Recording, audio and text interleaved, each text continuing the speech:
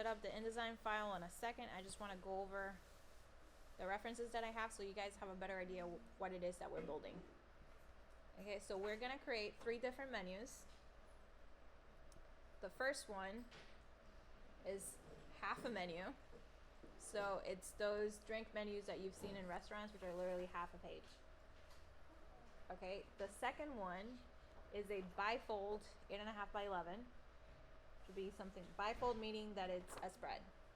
Okay, or if your restaurant is fancy, you're going to create 8.5 by 14, which is a legal size menu, which are the long ones that look all fancy and way too big. Okay, so for the second part, that's an either or.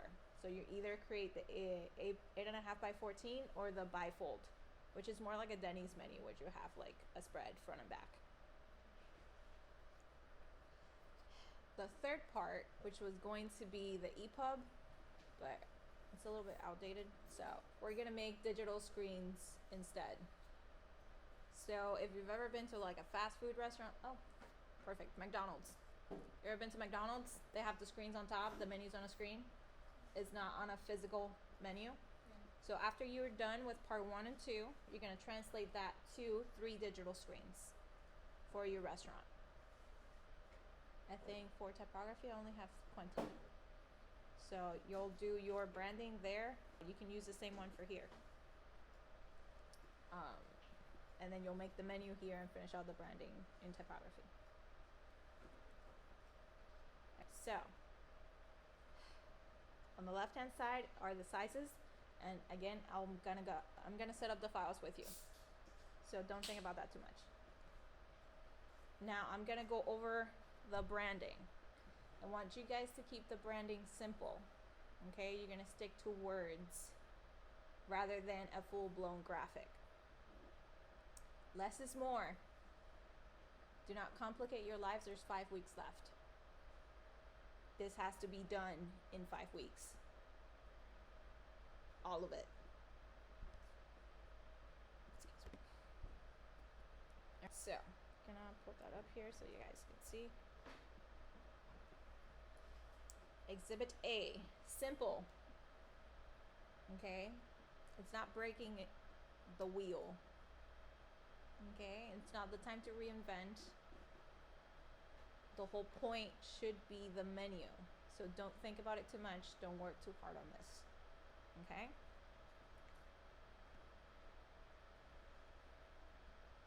Simple. Right, the idea is simple and it's easily executable.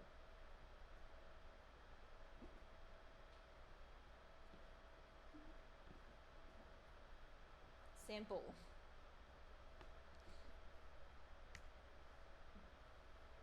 Simple.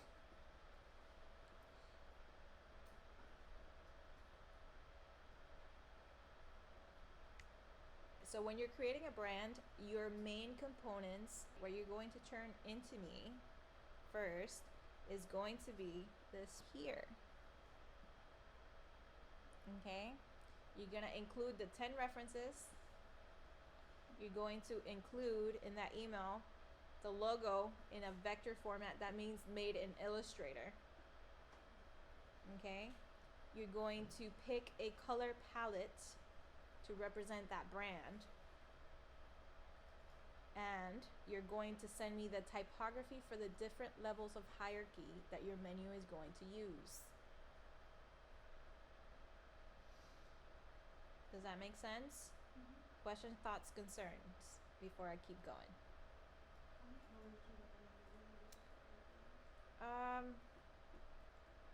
It's a very good question. 3 to 5, maybe 6 if you're really out there. When choosing the color palette, you want to have saturated colors and desaturated colors. You want to have a background color. So like the color that you would use on the background of pretty much all your stuff, whether that be dark or light. And you want to have a color that you're going to use for the typefaces, which does not necessarily mean pure black. Does that make sense? So you want to have variety for that color palette. Some light colors, some dark colors, some desaturated colors, some saturated colors. Now, websites that you can use to build a color palette. Adobe Colors is a good one, in case you didn't know it existed. I'm gonna add it to the list back here.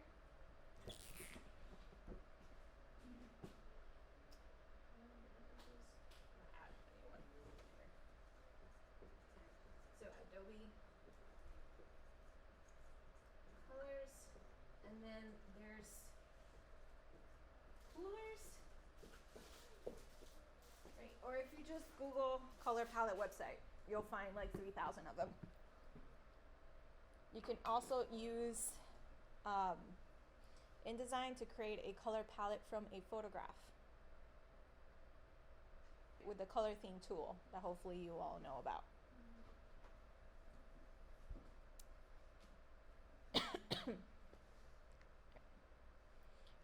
Notice that all of these logos here on the hand side,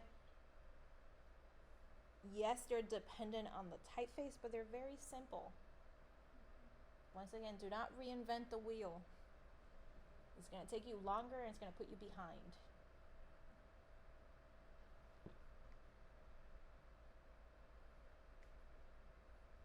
And hopefully these give you some ideas.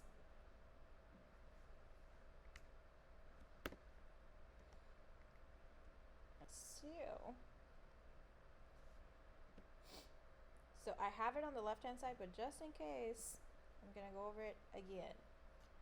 Half size page menu is 4.5, half of 8 and a half. So 4.5, 4 point and a quarter. 4.25 by 11. So 8.5 by 11 is a regular sheet of paper. Fold it in half. You're gonna do front and back. You can use that as your drinks menu. You can use that for specialties and or drinks. Okay? If you want to use it for something else, please let me know before you go on ahead and spend 2 days working on it. Yeah.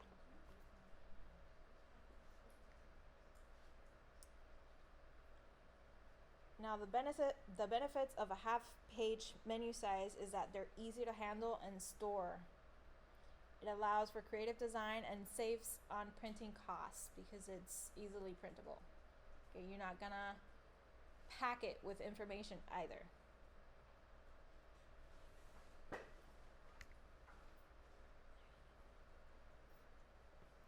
The legal size is 8.5 by 14. Right, so it's a regular sheet of paper, but add about a quarter more. Okay? Now I'm pretending this is 8.5 by 11. It's not. Just disclosure. The letter bifold, which is 8.5 by 11, folded in half. Okay? And again, for that, you're going to do cover, inside, back cover. So idea would be you make the cover with your branding, you put the menu here, and you put desserts on the back. Could be something that you do. So cover, same thing for your half menu. You would do the cover on one side and then your menu on the other side. Okay, and in this case we have an extra page so you could put your desserts on the back. And again, 8.5 by 11, folded in half.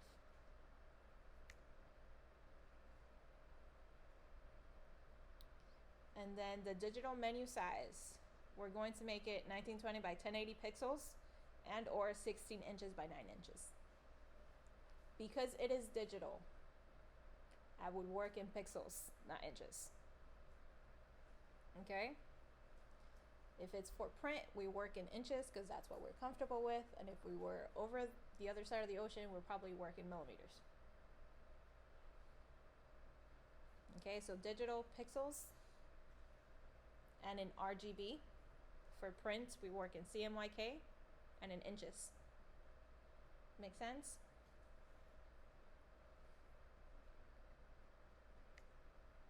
All right, and this is an example or what those screens will look like. Notice that they're not packed with information and they're appealing to your eyeballs rather than with text.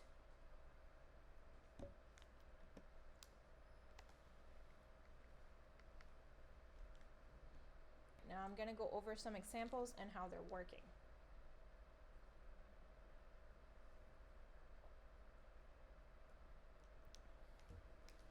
For this half-size menu, we don't have a cover. We have drinks on one side and appetizers on the other. This is something you could do. Notice it's not reinventing the wheel. It is simple, it is delicate, it is heavily reinforced by that grid that hopefully by now you know how to build. And don't worry, I'm going to go over it again.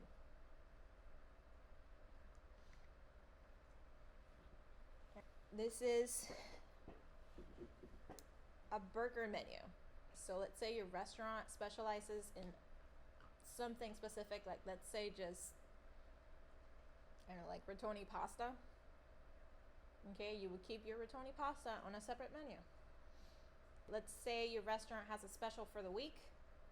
You would keep that on maybe a half-size menu because it's cheaper to build.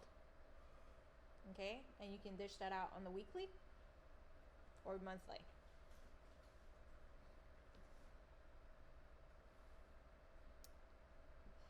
This menu has the ingredients for the drink, for the cocktail. This is something that you could do. Okay, not just list the title of what it is that you're selling and the price. You can also list the ingredients. Let's say you have a vegan restaurant. That seems like something important to list on a vegan restaurant. What is it built out of? Is it cruelty-free? Okay. This is an example of a legal size menu. Something else very important to consider is whether your restaurant is outside or in a deep dark hole. Okay? When legibility is a problem with low lighting. So you might want to make that typeface a little bit bigger. And hopefully you'll mention that when we're gathering together with the finished project. Okay, that's something you might want to mention when you're explaining your process. Right, my restaurant does such and such. My restaurant has low lighting, so this is my decision for the typeface. My restaurant is outside by a park where it's very sunny.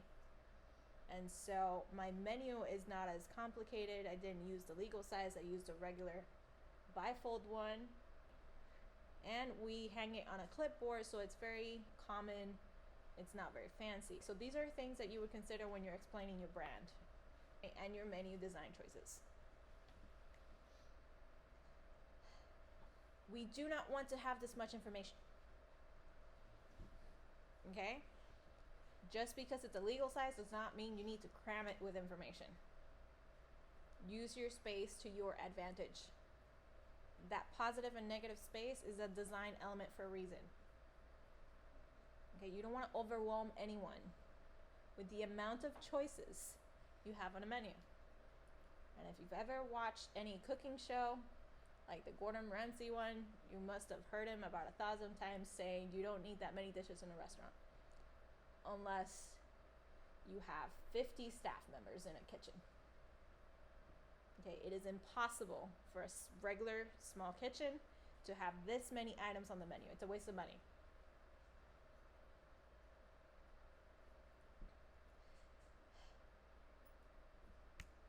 I'm running out of air. Notice the difference from this menu to this menu. It's not as packed. The spacing leaves you breathing room. Okay, for your eye to wander. You ever sat at a restaurant and you did not have enough time to read the whole menu because it's so big?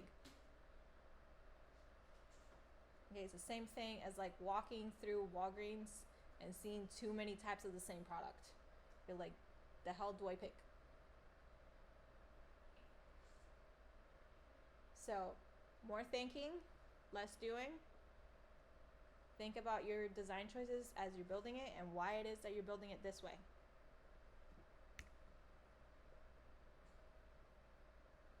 something like this is not terribly packed. Okay, it's not very design friendly, but right, it gets the point across. How many hierarchy levels do you guys see?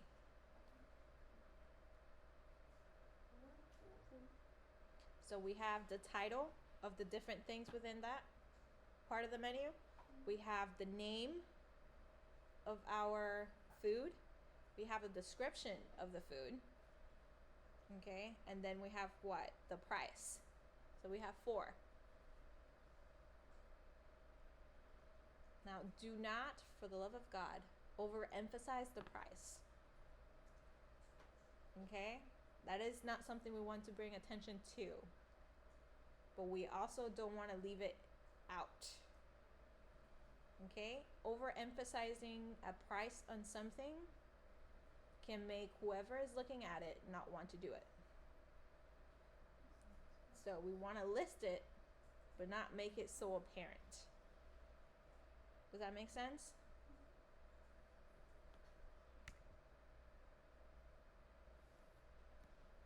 Now, this is a menu for a really big restaurant that does have around 50 people and staff in the kitchen.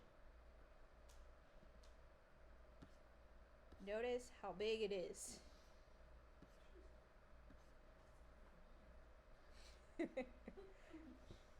And even then, we have a brunch menu. Then we have, what is this? Like regular food, right? So main dishes. Then we have, there's a beer, sake, wine by the glass, tiger treats, coffee. So these last 2 are drinks, drink menus. And so our food menu is really just this one. And this is brunch. So brunch is usually served until like 1 in the afternoon. So we have a part of the menu for every instance. The bar probably has these last 2. They're not given out unless you ask for it. Maybe they're just sitting on the table.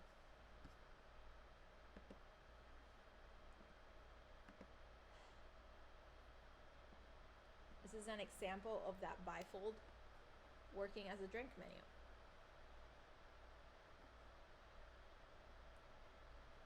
There's enough space surrounding everything so it doesn't feel crammed. It's beautiful, it's well designed. It's not reinventing the wheel. Okay, and it's on theme.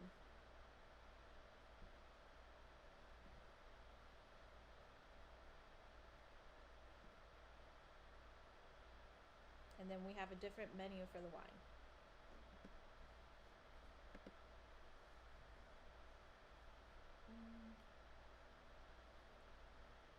Now, you don't have to use photography. Notice that for these 2 on top, photography is minimal, is a design element. The main purpose of a menu are the menu items, not the photography. And then you may ask, why does Denny have such giant photos? Denny's is open 24 hours. It is banking that you go there at 2 in the morning. Okay? When you're starving, when you don't sleep at night, you sleep in the daylight. So it has low lighting most of the time. Those are the peak hours at night. So the images are huge. It's banking on you being hungry in the middle of the night. Okay, so these things need to be used with purpose. Notice that the food is separated by kinds of food. So we have entrees, seafood, poultry, and meat separated. You don't just have food and then list all the food items. You need to develop some sort of system. Does that make sense? Mm-hmm. Now, this is a good example of not using photography and using graphic elements. And I just noticed something I can't unsee. The line thicknesses are not the same, and it's gonna drive me insane. I'm gonna have to delete this later. Okay.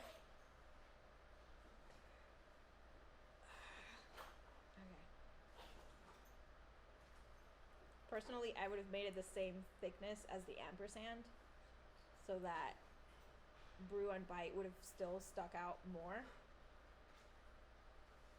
Whatever. Point is, the price here, notice that it's bigger, but it's not overemphasized. It's not in bold. Okay, so even though it is bigger in size, it's not in your face. It's not trying to be in your face. In terms of hierarchy, we have the brand listed on the menu. We have the types of different kinds of foods. Then we have the food items listed. We have a price and a food description. Right, so we have 5 levels of hierarchy.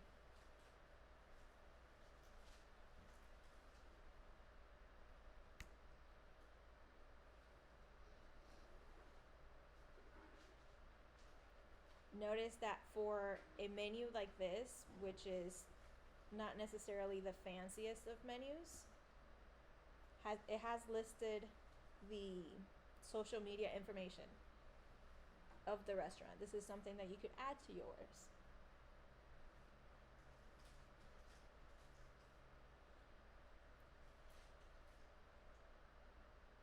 This is a restaurant inside of a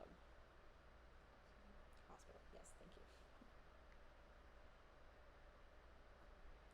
Right, notice that this one, it's not overpacked with images. It's very simple. It's very elegant. It has that color palette being employed. I forgot something. So some menus do have a disclaimer, right? Some sort of food disclaimer on their actual menu of like, we work with peanuts in the kitchen. Just be aware. Right? So that might be also something you want to add to the footer of your menu.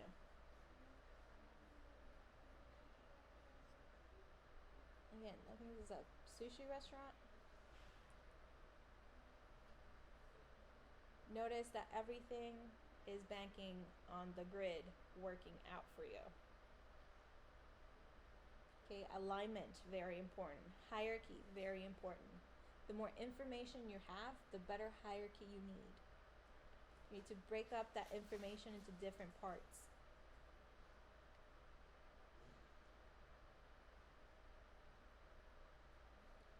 If you look at something like this and I tell you to tell me what's the brand's name, you know how to pick that out immediately. The first thing your brain's gonna do, I'm gonna look at the header or the footer. It should be in one of the corners. It should be fairly dominant on the page. If I tell you to find me the coffees, what's the first thing you're gonna look for? The titles of all these sections.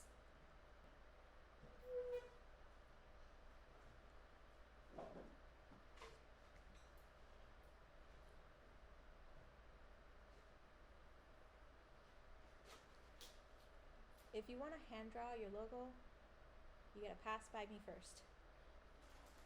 I gotta make sure. Okay? It's something we've gotta work on together. Don't just wait till the last minute to show me that you hand drew everything. Okay?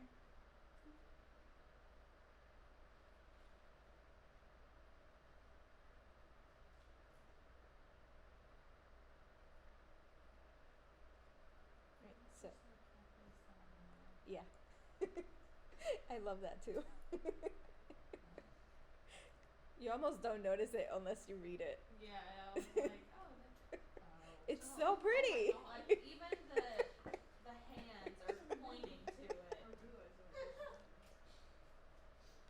I didn't catch it until like you went to the next one, and I was like, man. And it's so well done. It is. And they even have the hands pointing to it, like it's genius. Alright, so for you digital screens, we're looking for something like this. Okay, notice that the images are bigger. Notice that the text is bigger. Okay, it is very simple because it's moving on rotation on a screen. Okay. Now, whether that moves on rotation or is still, that is a decision that you're gonna have to make for your restaurant. Okay, so if you have one screen on your restaurant, you want that to move in rotation. Let's say your restaurant has 10 screens. Some screens they have photography of the food. Okay, and in some others you have some menu items. So again, they're decisions that you would have to imagine, I guess, for lack of a better word. Because if I was to give you all an assignment for every single one, I think that would take a rather long time.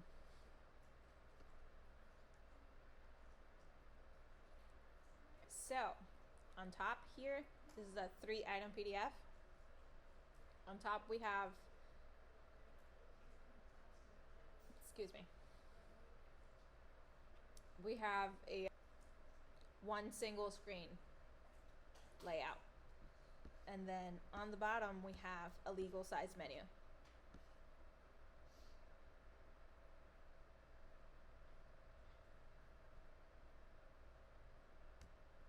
The digital screens, how many do I assign? 3.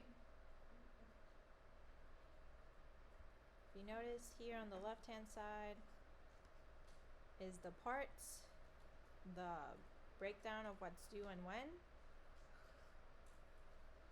and how many. Here for part 3, digital 3 screen setup, 1920 by 1080 pixels. Alright, so for this photograph here on the right hand side, we have the half letter menu, we have a letter size menu, and then we have 2 screens. Everything is on theme. The color palette is being used. The branding for the restaurant is on every single one of these pages. I think that's the last one. Same thing with this. Everything's on the same color palette. Okay. We have different size menus.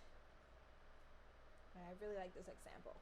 So this is, I guess, for a fairly big restaurant, we have 2 menus inside of a folder system. We have a trifold and a bifold and a ring binder. Okay, so this is how this could potentially work for your brand.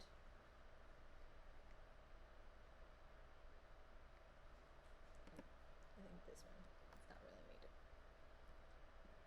There. So off to InDesign we go. So we can set up those folders together.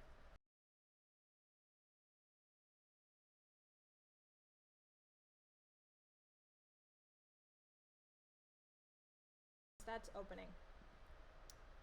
So from here to the end of the semester, we have 5 weeks. Okay, today is week 10, and if we have time after I'm done talking over everything, you will work on your draft and your research. Next week is Moodle week, so what's due is your digital file of your company's branding.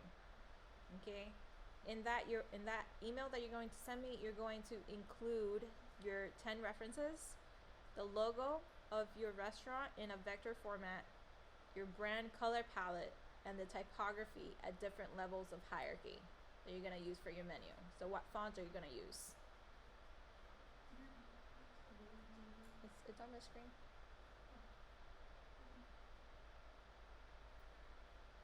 Alright, so once again, you're going to include the 10 references, the logo in a vector format, the brand color palette, and the typography of the brand at every level of hierarchy. So what font are you going to use for the titles? What font are you going to use for the subheadings? What font are you going to use for the body copy?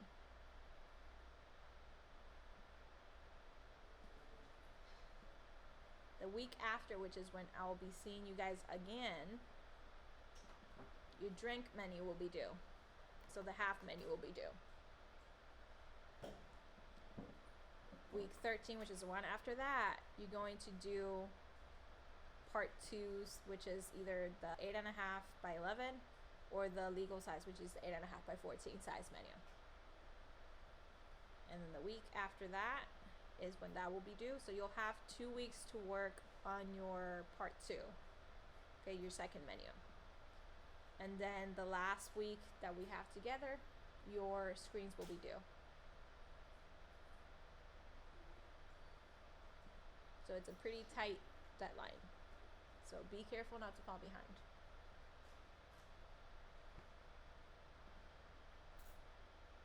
Alright, so that's open. Okay, so go ahead and create a new file.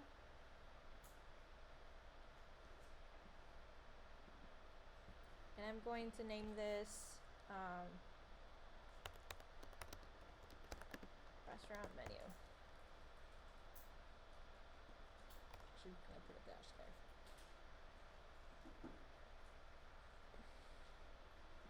I'm gonna set this to work in what? Inches. And I'm going to set this at what size? What's the size of my first menu? 4.25 by 11. Okay. Now I don't want to add any pages because I'm going to do that manually when I'm inside of the file.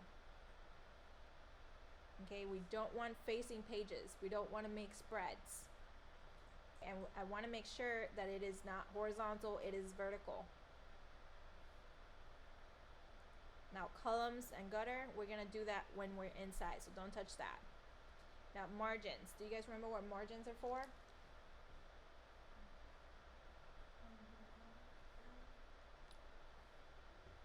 Margins are on the inside of your page. Bleed is on the outside of your page. So a margin, almost like in that notebook paper that you used to write in high school, it's to keep your stuff inside the work area, to not have it be too close to the edge to lose that information. So the margin's gonna be that guide that's on the inside. Now you might have gotten this message from InDesign as you were exporting that there's overset text. That means that somewhere on your file there's a text box that went over the margin. So whatever you set your margin to, you gotta be mindful. Okay? Now your bleed is that extra space outside of our artboard. And what was the bleed for? Do you guys remember?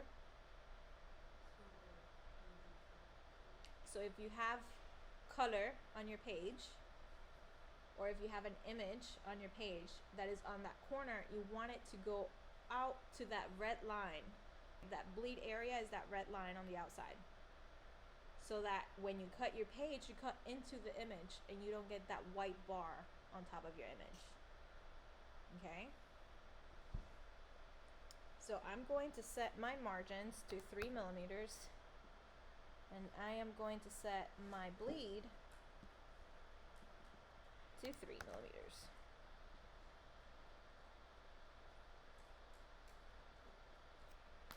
We all there? Nobody got left behind?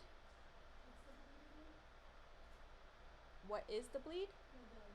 The measurement, I put 3 millimeters on both.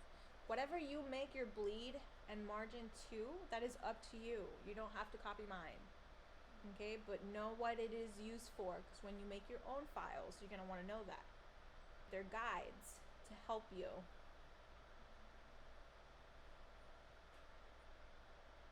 Are we ready? It's underneath. So it should be under bleed and slug. Do you guys remember what the slug is?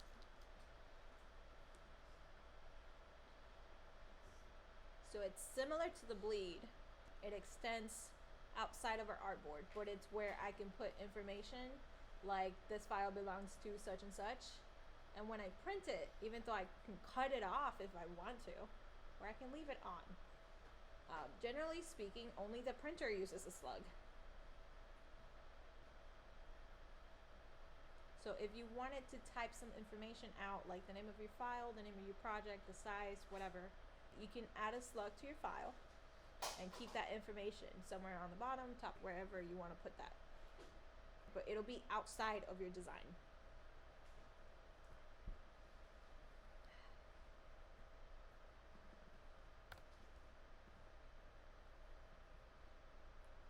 We ready?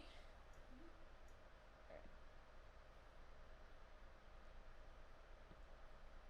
So, bleed area in red, margin in purple. This is my working space. Anything that's outside on my pasteboard will not come out, will not be printed. You can keep stuff on your pasteboard if you need to. Okay, it doesn't mean that you have to be so neat that everything's in there. Okay, it is working space. Now, do we remember what the master pages are for?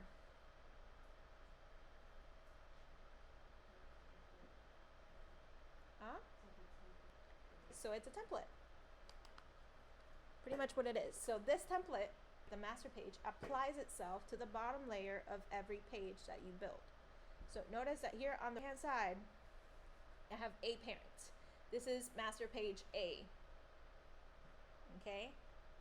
And A is being applied to my page. And if I was to make, hold on, let me move this upwards.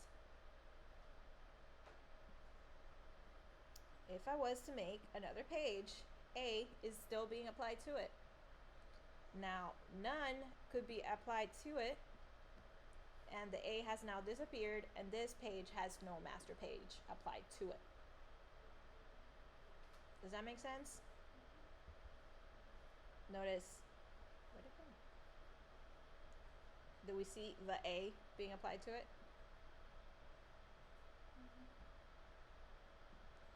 Now, to enter a master page, you click on it twice, and notice that now I'm not in one of my pages. I'm in a master page. If I go out to the page and double click, you notice that this is my file because it has multiple pages. So I'm gonna go again into the master page. While I'm inside of the master page, I'm going to add my guides. My guides are those invisible rulers that are going to keep your design aligned. Whatever guides you apply, it is up to you. You do not have to follow mine. Okay? So for my specific design, I'm going to go up here to layout. Oh no, where is it? Stop it.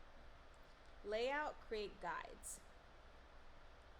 Now I'm gonna click on preview so I can see what's happening. Some of you, the software like auto unclicks. So make sure it is on when you're trying to do something so that you can see what it is that you're doing. I'm gonna add 1, 2, 3, 4 rows. Do we see how it's being added? On the left hand side, we can see the guides being added. Right, now your gutter. What is the gutter? It's the space in between the guides. Okay, think of it as like the gutters of a house. Do we know what that is?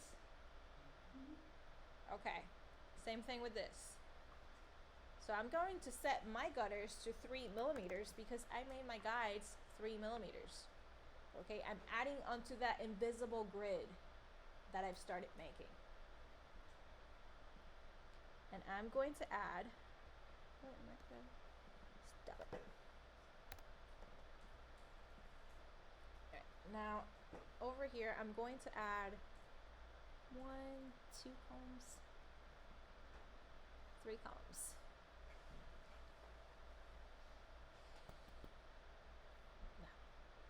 So I'm going to add 3 columns. Now, do I really need 3 columns? If I have planned accordingly on paper, I should know more or less how many columns I should need. And I'm going to set that instead to 3 millimeters. I'm going to set it a little bit higher. Notice how it's spreading. Okay, so we're adding onto that gutter. It's not the cell space, it is the space in between the cells. Now, some of you may know, some of you may not. In any of these write-in tabs, you can do math. So let's say I want 3 millimeters times 2, and I don't want to do the math. I can just type it in, and it does it for me. So now it is double the space of the 3 millimeters that I've been using so far.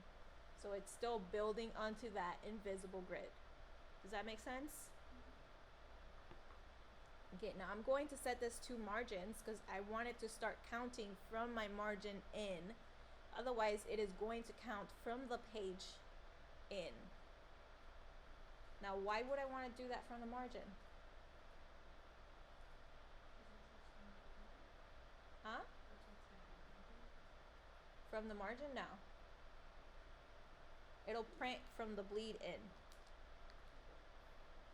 So what is the you want my gutter to be? What size is yours? It is up to you and your design. I made mine 3mm, and then my vertical, my columns, gutters, I made them 3mm times 2.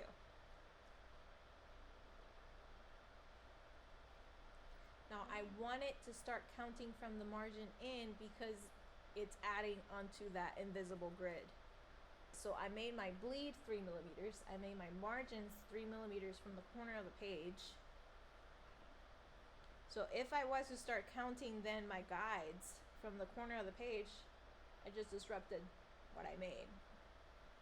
Why did you input 3mm times 2? The times is Shift 8. You see how it's got the asterisk? That's the times on a Mac.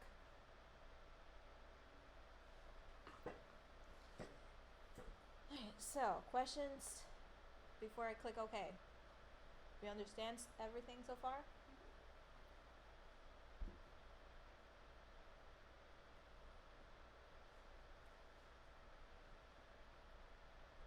So, notice that I'm still inside of a parent.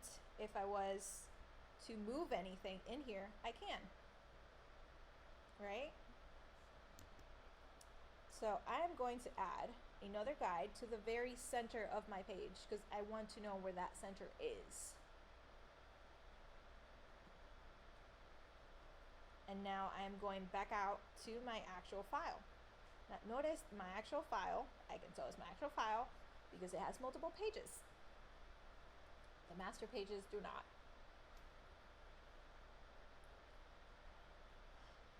Now that I'm in here, I cannot touch my guides any longer. Whatever happens to the master page, it is locked and set to the bottom layer of every page you apply it to. So if I was to add a page number, and whatever I do to my design, I didn't want to touch it, I would put it on my master page. If I was to add the same branding to every single page in the same place, I would apply it to the master page. Because whatever I do when I'm in the page layout just to work on my stuff, I can't touch what's in the master page. It's locked. Okay, it is a template. And once again, applied to the bottom layer of whatever it is that you're working in.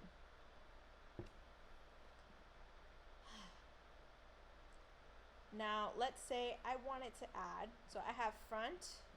This one doesn't have a parent applied to, but I'm going to apply it to it. And notice that now my second page has the guides. And now I'm going to create a new page.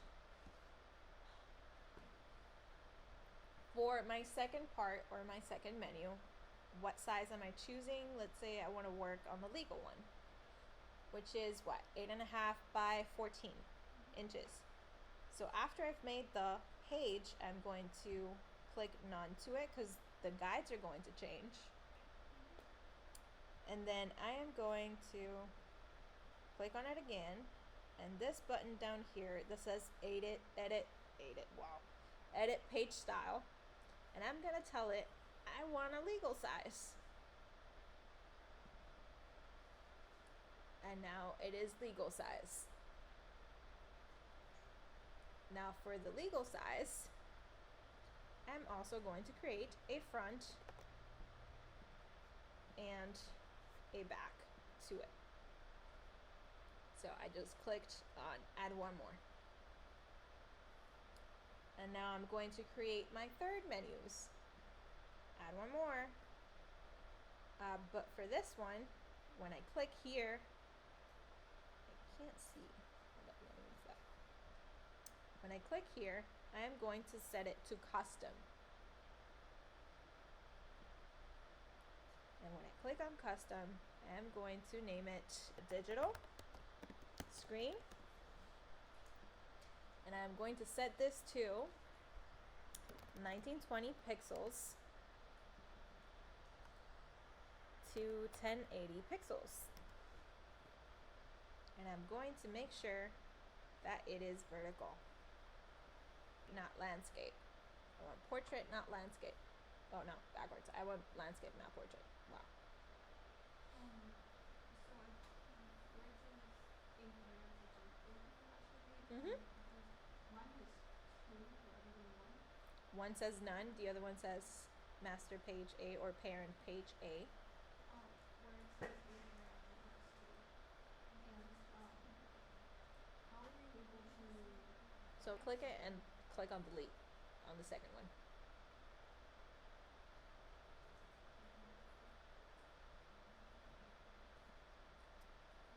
And how are you able to add more pages without This it? button here in the bottom. I mean for going right inside by side.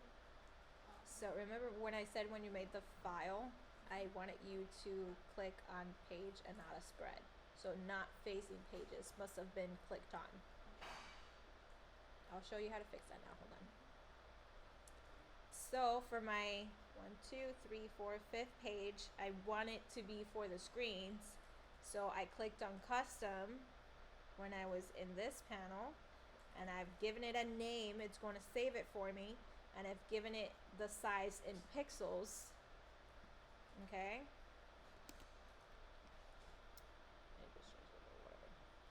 And now when I click OK, it's made the size for me.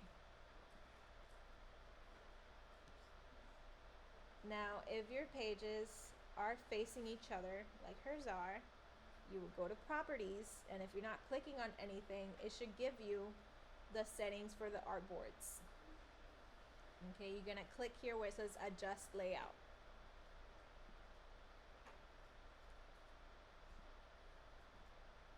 And it should be somewhere in here.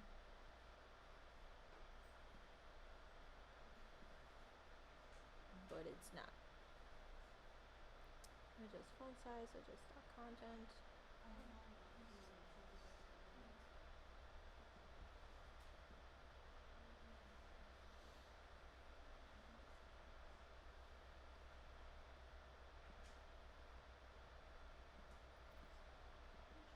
You don't have a properties panel?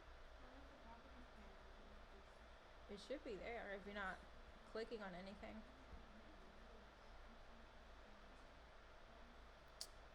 You know what? It's not even in the adjust layout thing. It's out here where it says facing pages. Go to the properties panel and click on this dark space outside.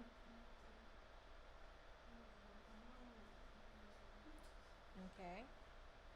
And now unclick here where it says facing pages.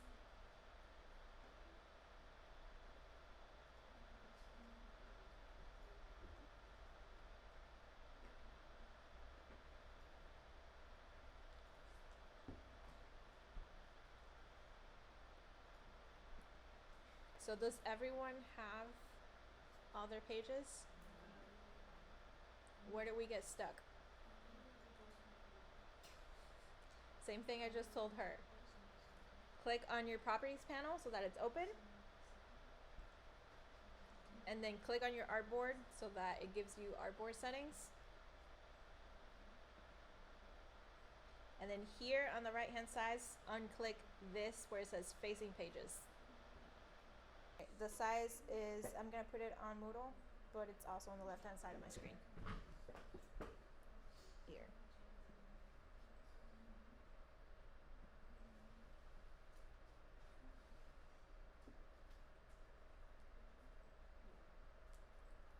Anybody else stuck?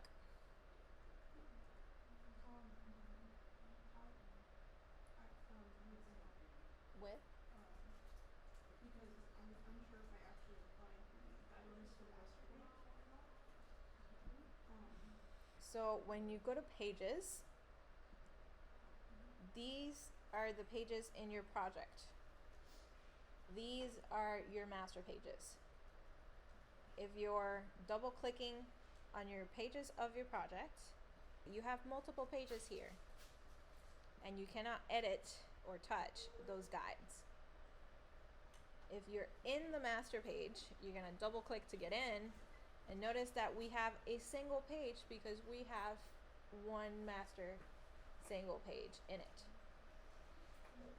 And notice that if I was to move those guides, they do move. So to get in or out, you're gonna double click into the page that you wanna get in or out of. Well, into. Okay, so if I double click here, it's going to take me to that page. If I double click here, it's going to take me to that page. If I double click on my parent page, it's going to take me to the parent page. So, does anybody want help setting up the Illustrator file? So I'm going to quit InDesign after I save that.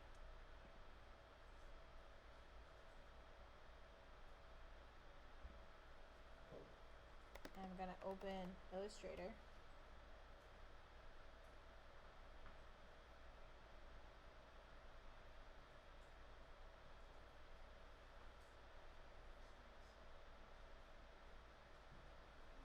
Does anybody remember what's the difference between a vector file and a raster file?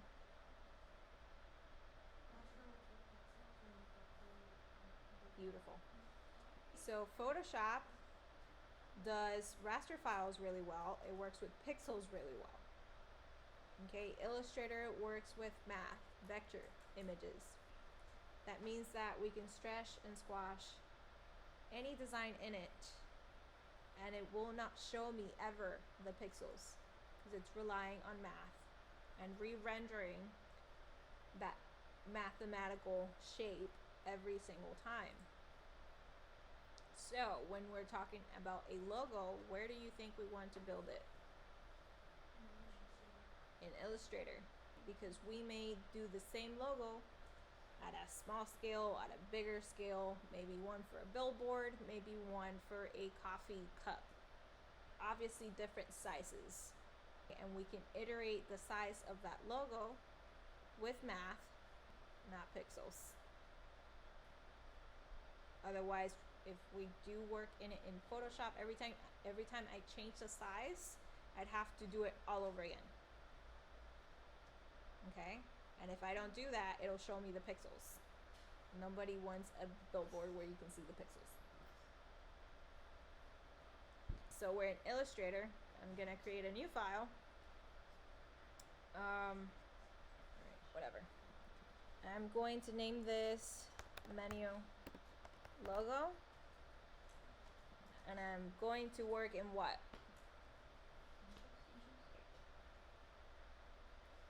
So, if you wanted to be comfortable in working in inches, that's fine. We work in inches when it's going to print because it's going to make it physical. If it's technically going to stay within the computer, we work in RGB and in pixels. I'm gonna put that in inches just because. And the artboard size doesn't really matter. Do we need bleed here? No, we're not going to print.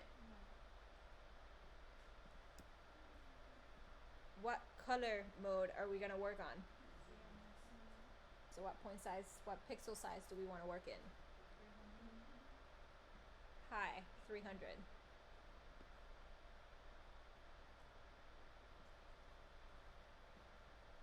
Just because I'm working in inches.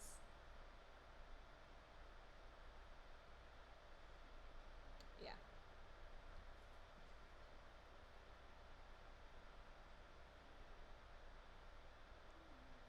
So, within Illustrator, what is my artboard? What is an artboard within Illustrator, Photoshop, or whatever it is that we're working on? Huh? Yeah, the white space. What represents technically the page. What's outside of that artboard is your paste space. Is that gonna come out? No. So to enter artboard mode means to edit the size of that page. So shortcut, I don't know if you want to add it somewhere, write it down in your notes or whatever, is shift, and we have entered artboard mode. We can change the size now of our artboard. So let's say my logo is technically horizontal, so it's gonna be that size. And then I'm gonna press option to make a copy. Now I've made a copy. Now I'm going to put my color palette in this artboard. And then I'm going to make another copy. Okay, and I'm going to put my typography here. So I'm gonna make it slightly bigger. Okay. So, logo, color palette, typography. What am I missing? My references. So your references can be created by using something like a mood board, which I'm going to paste somewhere on here. Okay, so now I have my file set up. Now to make a color palette, I can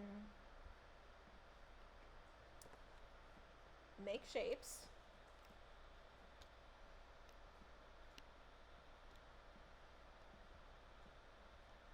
Now I'm gonna give my color palette 5 colors.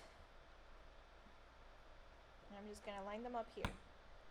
Now these shapes, they're obviously my color palette's not gonna be the same color. So I'm gonna use something like,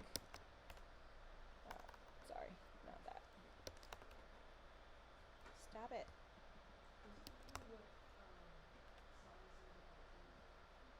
Not really, because squash and stretch doesn't really matter. So if I was to export a JPEG out of here rather than the actual vector file, it would matter. Because a JPEG works in pixel, it's a raster image. So when I export from here, I'm gonna export it as a vector. But what you can send me is this actual file with all your stuff in it. So I'm gonna use something like colors, which is there. Now this is one of the 1,000 websites that could help you build a color palette, which, do I have to pay now? I hate it when they're free and then for years and then suddenly now you have to pay. So, do you guys know what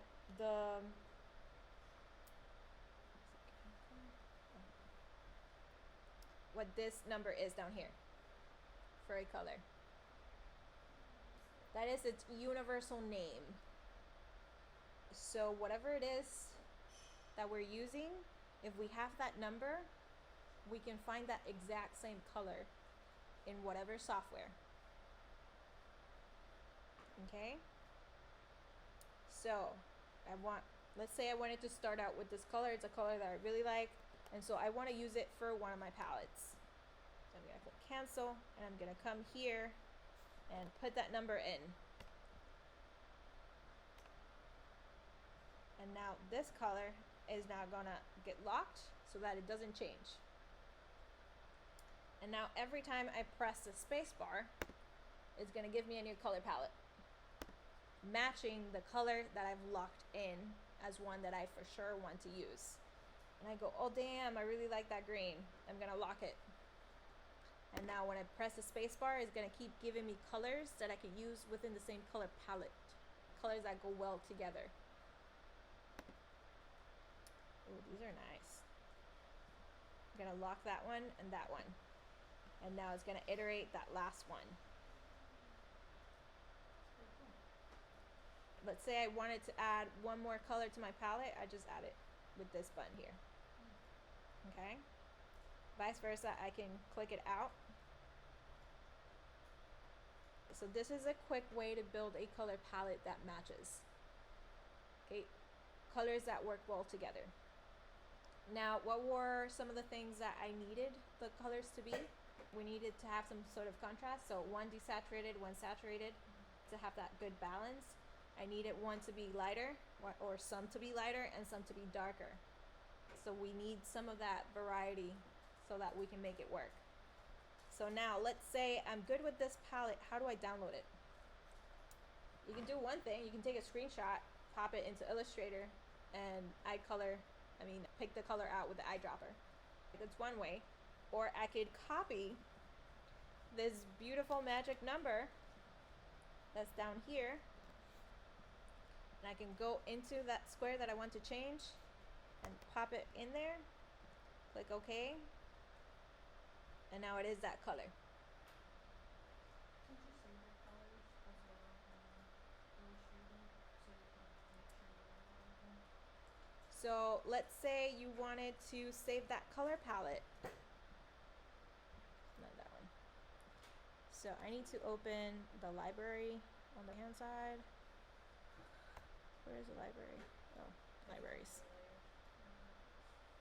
I never use it. So let's say you wanted to save this color palette that you've made. You could make a new folder or a new library.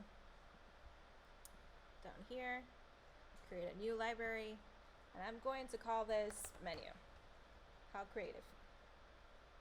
And now I can grab that color and add it. Either the fill or the stroke. I want the fill. And now the color is in here. Now because this is saved to the library, I can also reopen the same palette in InDesign from the libraries. Okay? Sounds really complicated. But if you wanted to do it manually and save yourself some headspace, you could just copy the number over and over again. Or from that same screenshot, pop it into different softwares and pick the colors out.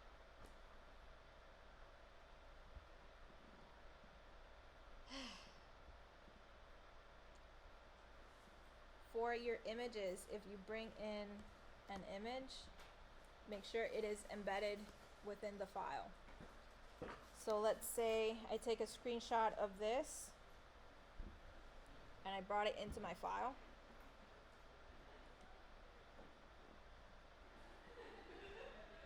Do you guys see how it doesn't have that crosshair around it?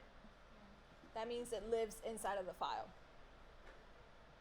So if I send anybody this file, that photo will be in it. It's not like InDesign. Now, if I was to just pop one in from my desktop,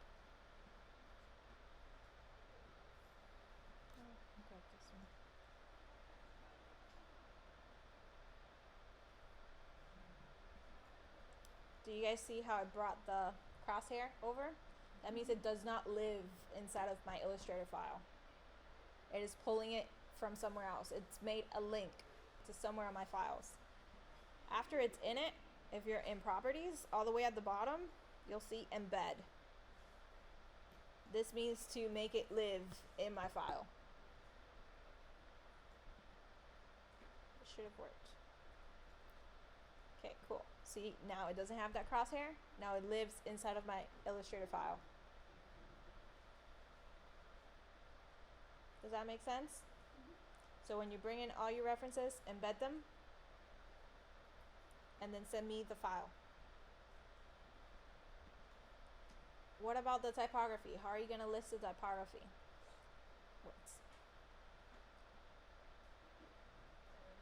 How are we going to list the typography for a typeface? So,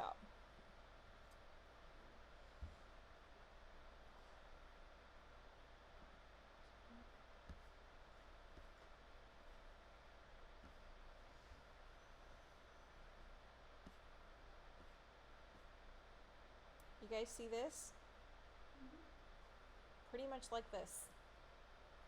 Except in this typeface, you're going to tell me, I'm going to make text, didn't make anything.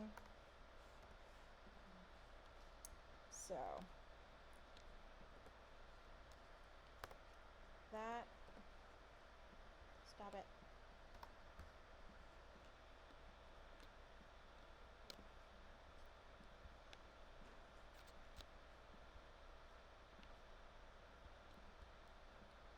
So your body copy should be at what size? For print. Body copy should be at what size? From when to where? 8 to 14. Close. So I'm going to put this at 10.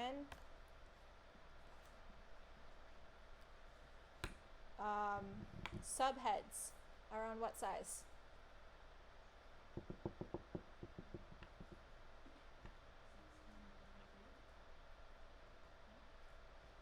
Around there. So we want to be bigger than 14, smaller than a headline. A good way to put it would be to double or triple. So if this is 10, I could make this 30. Now for the biggest headline in your file, display typefaces should be at what size? Do we remember?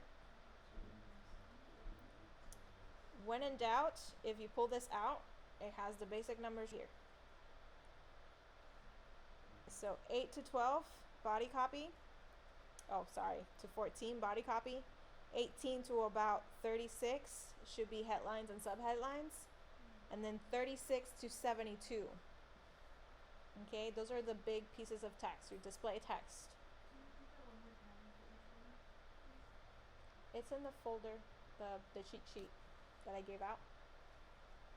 Remember that PDF? All of this is in there.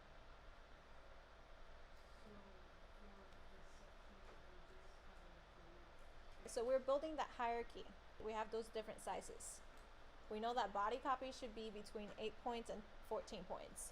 We know that headlines and or subheadlines should be around 14 to 36. And then our biggest text, the biggest part of the hierarchy, should be between 36 and 72. This is specifically for things that are going to print.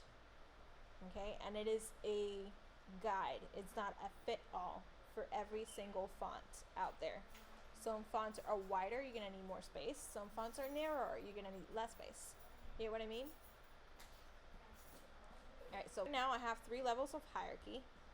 And then I'm going to pick Russian roulette. This as my display text. So I am going to name this the same as my font. Gonna place that in, and I'm gonna tell myself that I'm going to use this for titles.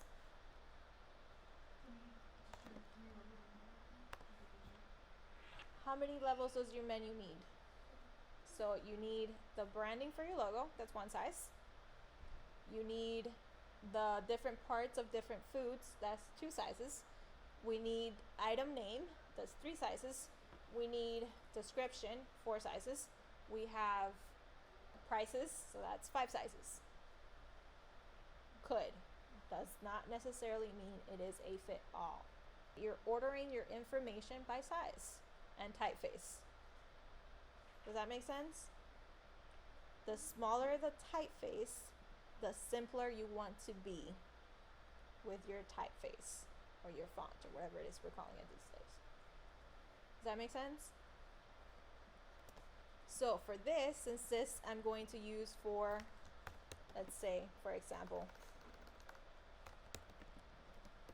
item number or item name, and I'm going to select that and tell it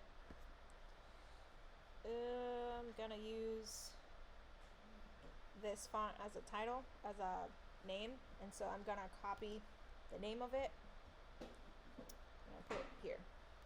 Okay, so what is this telling me? That I'm going to use for my titles this typeface, and it's set to that typeface so that I can see what it is. Okay, now for the second one, that typeface. Now what happens if you send me that file and I don't have that font? I'm not going to be able to see it. Because when I open the file, it's going to tell me, oh, I don't know what that font is. What is that? So what can we do? One option would be to turn the font, not the font, this text, click it, turn it into an outline. and now it is not a font any longer, it is a shape. And so there's no way to misinterpret what that is. It's not going to change because it's now a shape. Something else you can do is send me the font with your file. That is why we package the InDesign files, so that all of that goes together. Does that make sense? Would fonts go in the Huh? would fonts, like if you put the font file You can make a new folder, or you can put it into working, or you can put it into links, because technically it is a link. Whatever you're more comfortable with. so when we send you the file, do you package it easily? Does Illustrator package? Yes. I believe it does.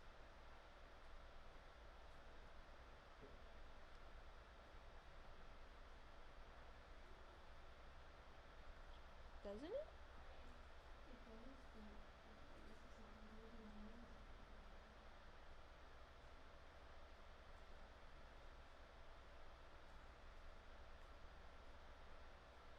I thought it did. I could have sworn it did.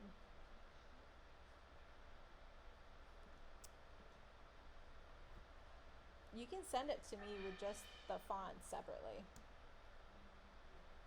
Or I guess we'd have to Google how to package stuff in Illustrator. That shouldn't be complicated. I'm pretty sure there was like a package button somewhere. There is online. Huh? There is online, but it's not letting me do it here.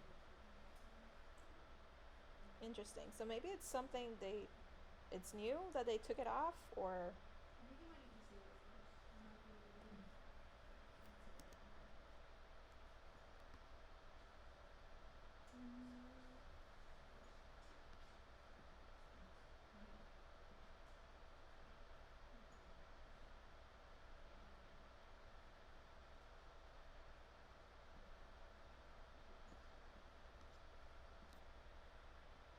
oh, yep, you were. Now it shows up. What do you mean there's more with this Illustrator? More important information would be your name. Since you guys are all turning in the same thing, the most important part would be your name.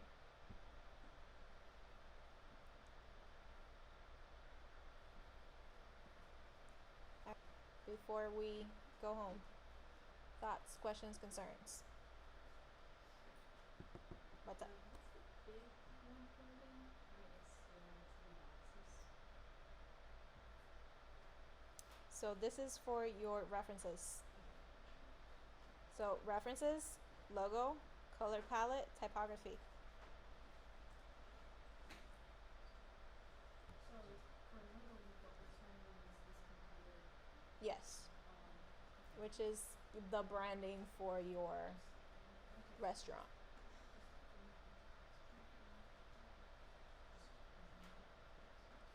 We good?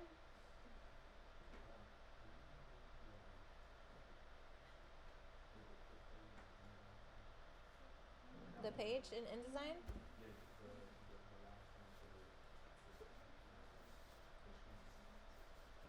Okay, yeah. Let me just run to the bathroom real quick. Anybody else? We good? Alright, if you have any questions, I'll be back. I just need to go to the bathroom.